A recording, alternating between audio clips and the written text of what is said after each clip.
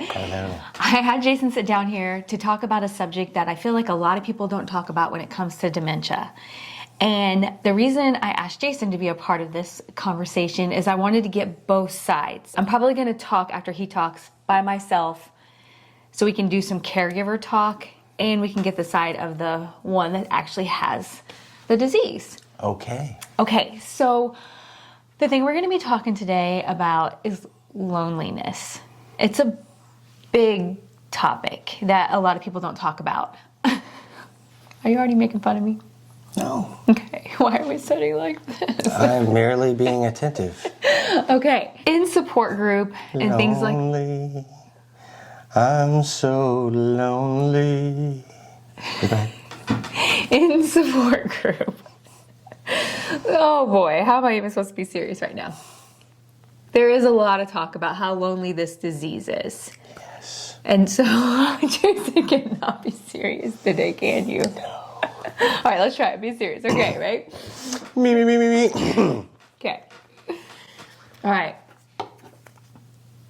I'm being very serious. All right. No, for real though. Boy. On my side, as things are changing, our life is a lot different. We used to spend like all of our time together, and now it's very separated. I feel like because of the dementia.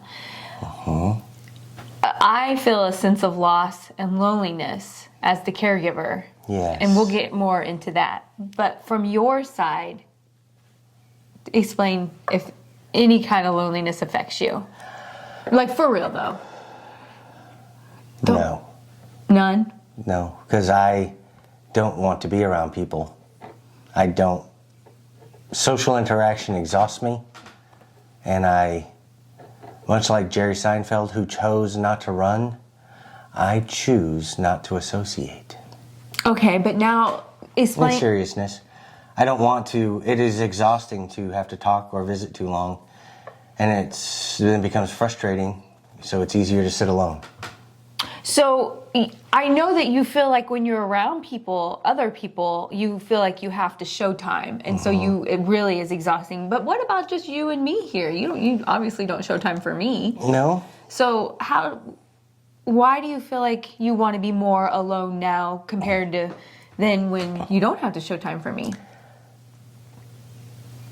I just want to be in my own private little bubble, so she does everything for me. She's an awesome caregiver, takes care of me, puts up with my crap. But, so even on the back porch, she'll come out and see if I need something, but she'll come out 3 or 4 times in an hour. No, I don't come out 3 or 4 times in an hour. I'm not saying every hour. Oh my. You better cut that out, because now it's like you're not letting me talk. Okay, let's start that part over. I don't come out 3 or 4 times in an hour. You do, sometimes. Not for you. Not every time. Maybe I'm doing my own thing, or I'm going to tell you something to me. So do you want me to explain it that it bothers me? Sure. Well, I'm not going to now, because you've already cut me off. Just delete that all out. Okay, well, let's start that part over. I'm not doing it now. Yeah, I want to be alone. Be kind and explain it to us. I was, and you cut me off because you don't like it was painting you in a light you didn't want to be seen in. Well, I also wanted to just make sure that it was like something that actually happens. Does it happen in your mind, or is it my way that I'm perceiving it? Doesn't mean it's right. It's true. Okay. I like that way. I like that thought. Okay, let's start that party getting in. All right.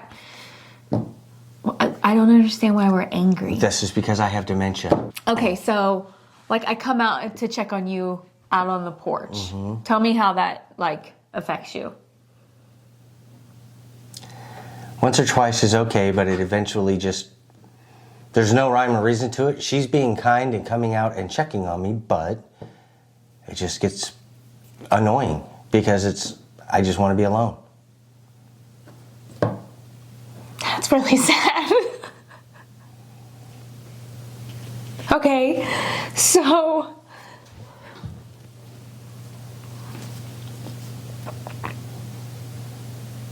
You can cut that out too, I don't care. no, it's a learning thing. So what to you would feel appropriate in your mind now?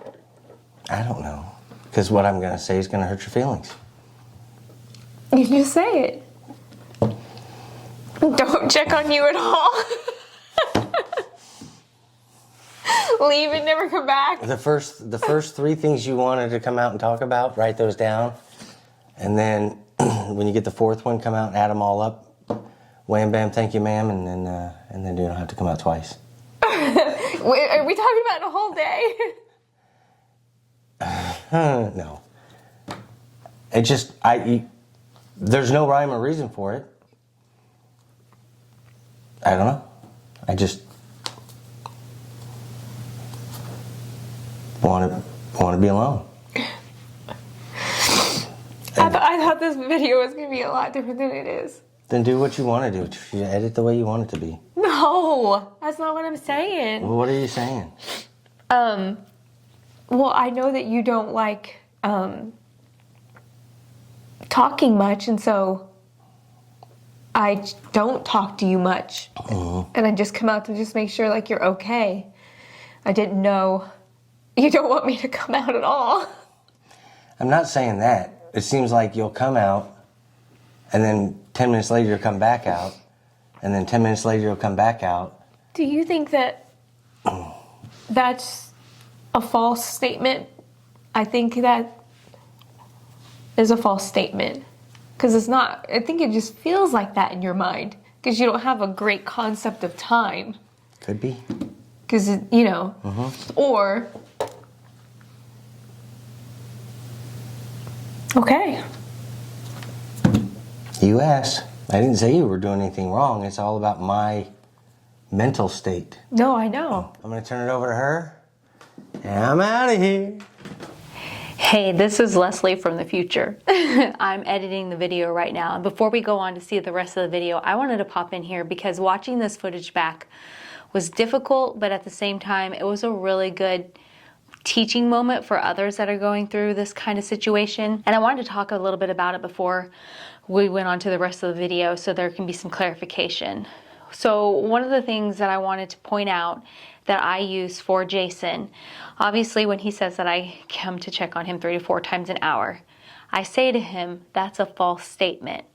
I have found that with Jason, with his disease, I don't want to say, well, that's a lie. He gets really bent out of shape because then he acts like you're calling him a liar because he no longer has that ability to just have logic and reasoning.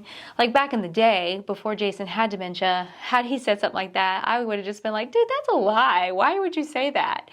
And now I can't just have that banter with him and have that back and forth talking. I have to be more mindful about how I say something to him because a lot of times he doesn't have like a rational response. And so for those of you that are going through it, I would love to hear, you know, what different methods that you use. I also, as you saw in the video, I'm sure if you focused in, I start to say something and I just say, okay. And I don't try and argue with him because arguing with him is just a moot point. When they're at this stage of this disease, you really can't argue with them because he doesn't have his, you know, reasoning skills anymore. And so it's not, you know, you're never gonna win an argument because they can't see the logic in what you're saying. So it's best to just not say anything. I do want to say that it is really difficult to go back and watch these kind of videos. I normally edit it out and I decided to leave it in because the Jason that I married and the Jason that I've, you know, been married to for so long never acted like this. I feel like if he could see himself telling me to pretty much never even talk to him all day, he would just be really surprised. I do want to put in here right now that there are other people who have the exact opposite problem. And instead of just wanting to be in, you know, their loved one wanting to be in their own little bubble and doing their own thing and not talking, there's other instances where they are very clingy and they want to hang on to the person that is taking care of them and they follow them around and are just with them constantly. And so that caregiver doesn't get a break at all. And it's like a flip side.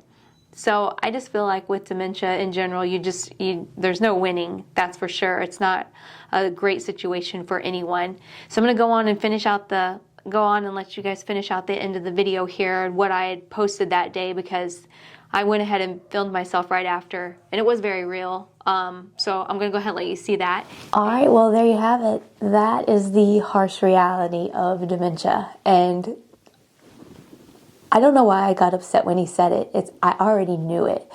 You, as a caregiver, and that's your husband, we've been married 32 years. We've been together since we were 15 years old.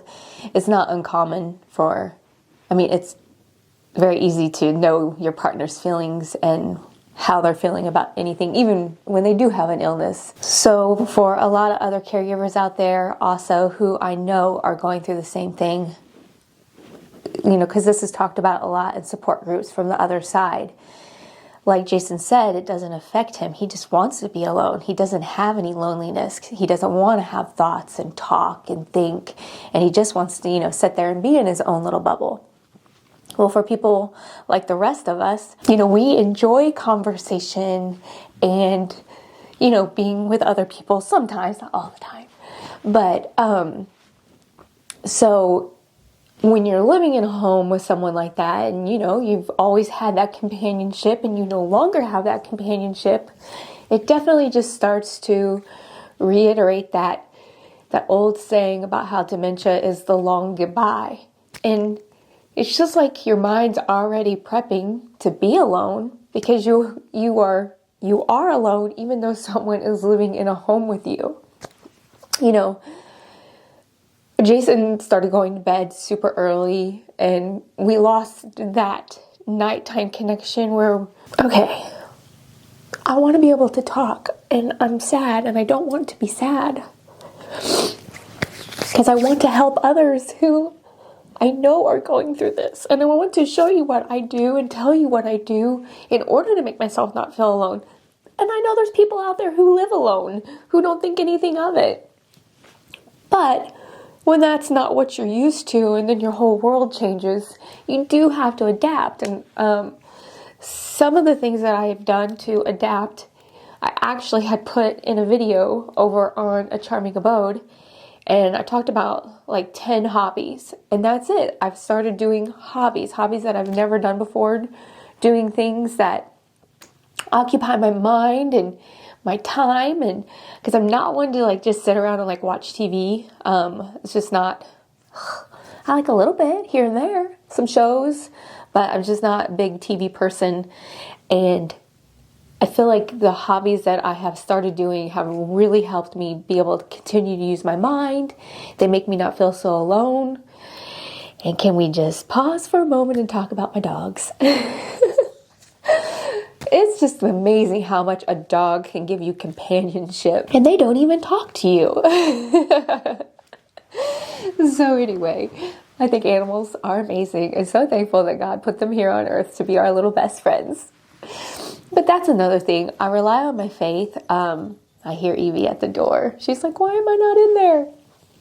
I rely a lot on my faith and a lot on my family. I talk to my sisters all the time, my daughters. I just ooh and ah over my grandkids. I just love them. So wrapping up the loneliness part, I just want you guys to know that I think more than anything, I want you to know that you're not alone. That there's just thousands and millions of us out here who are going through the exact same thing. Whether you have early onset and you're only in your 40s like we are, or you're all the way up to 95, whoever is a part of your life is feeling that loneliness because they're losing their loved one right before their eyes and already pushing them into a state of loneliness because the relationship can't be the way that it was.